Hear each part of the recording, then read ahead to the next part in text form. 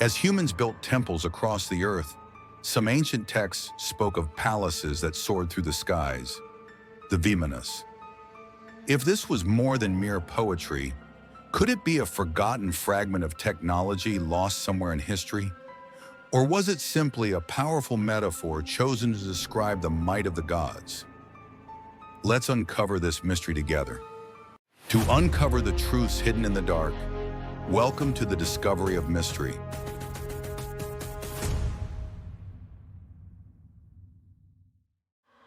Are Vimanas just a myth, or could they be one of the hidden truths of ancient history? The best way to approach this question is through three steps. First, to see exactly what the texts say, then to check what archaeology reveals, and finally, to ask why so many people still want to believe. The Sanskrit word Vimana doesn't have a single meaning.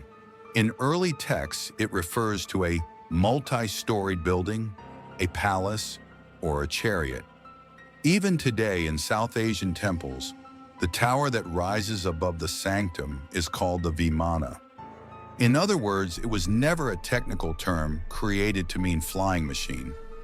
However, the grand depictions of divine chariots rising to the heavens in the epics have kept the idea of aerial vehicles alive in the modern imagination. So, what exactly do the texts say? The most famous example appears in the Ramayana, the Pushpaka Vimana. According to the tale, the vehicle first belonged to the god Kubera, was later seized by Ravana, and finally used by Rama on his return to Ayodhya. The descriptions are striking. The journey happens through the sky, swiftly, along what seems like a nearly straight path.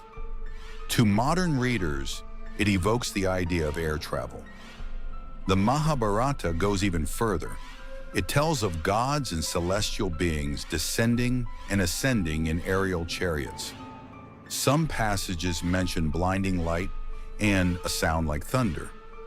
Yet here lies a crucial distinction. These portrayals serve to enhance the sense of grandeur. They emphasize divine grace and royal magnificence, not engineering precision. The texts don't offer a step-by-step mechanical design. A scene describing flight is not the same as a blueprint for a flying craft. The most debated modern text is the Vaimanika Shastra, said to have been received through inspiration by Pandit Subbaraya Shastri in the early 20th century and published in the 1950s. It details various types of vimanas, metal alloys, mirror and lens systems, and even pilotless designs. So what did independent studies find? The described crafts are aerodynamically unstable. The materials and energy systems mentioned don't align with physics or material science.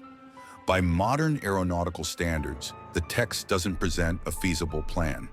This doesn't automatically make the Vimana imagery in ancient texts mere myth, but it does clarify the standard of evidence. Without concrete, repeatable, and independently verifiable proof, the claim of flying machines cannot be considered established. The archaeological record is clear. To date, no components from antiquity have been found that were explicitly designed for aviation. No propulsion parts, nozzles, propeller or wing profiles, heat-resistant surfaces, or alloy/composite technologies that could indicate an aerodynamic body. Existing metallurgical findings, iron, copper, and bronze artifacts, weapons, ritual vessels, figurines, all align with the known forging and casting techniques of their time. Bas-reliefs and paintings often show celestial scenes, but these belong to the realms of belief and symbolism. No discoveries include technical details such as measurements, tolerances, or mechanical joints that would suggest engineering intent. If a Vimana truly were a flying machine, then where is it? In which temple? In which excavation? In which museum? So why does the image of the flying palace persist so powerfully? One view suggests that such depictions symbolize cosmic order and divine legitimacy, turning closeness to the heavens into a sign of power. Another proposes that early experiences of great height or skyward observation triggered ascent and descent imagery in the human mind, reinforced by awe-inspiring natural phenomena like lightning or meteors.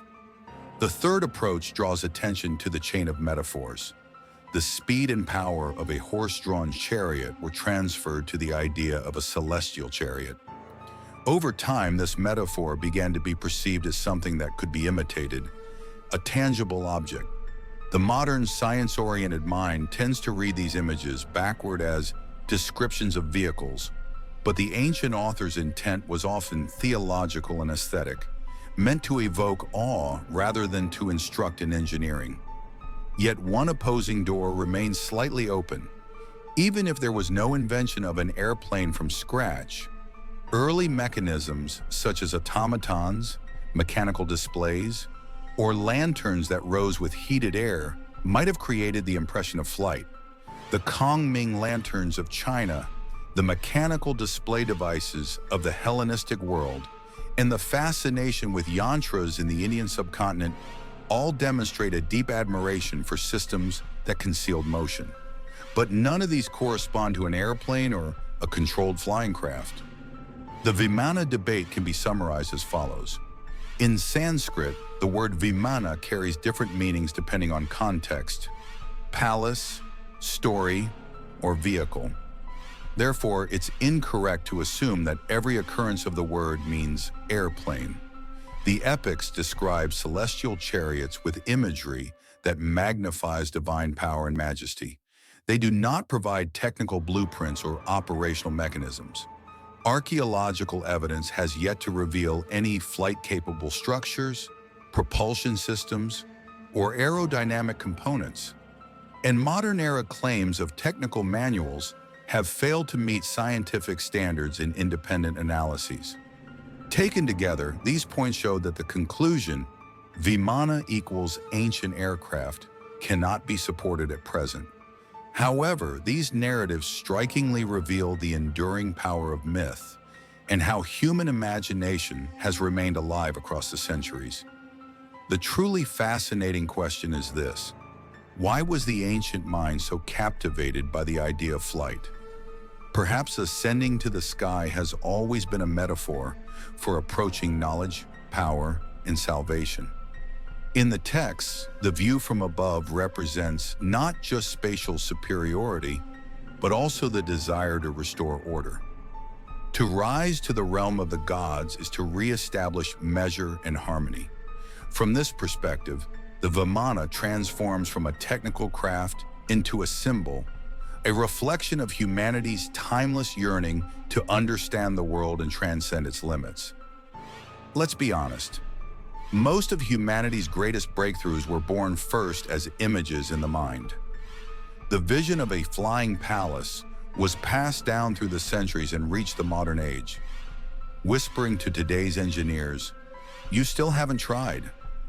The Vimana stories are a treasure of cultural history, but as of now, there is no concrete engineering evidence to support the claim of an actual flying machine. From this point, two possible interpretations emerge. Either the texts are powerful metaphors expressing divine authority, or they are faint traces of an ancient technology lost over time. Which side are you on? If the Vimana truly was a flying craft, in which temple should we search for its remains? Share your thoughts in the comments. And if you enjoy mysteries like this one, don't forget to subscribe, like the video, and turn on notifications for more deep dives into the unknown. See you in the next mystery.